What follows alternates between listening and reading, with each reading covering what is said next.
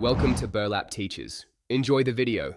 You start by confirming you're in the exact Google account whose contacts you want to stop syncing. Once signed in, open Gmail in a browser and click the gear icon, then see All Settings. From there, go to Accounts and Import to inspect connected apps and mail settings. Make sure to also have Google Contacts or your Android account settings open in a new tab. You'll switch between them in the next steps to find sync toggles. Now you'll remove each sync source so contacts stop flowing.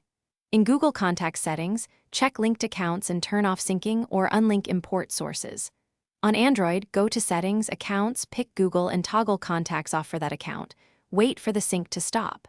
On iPhone, go to Settings, Passwords and Accounts, select the Google account and disable contacts. Once done, confirm no new contacts appear in Contacts.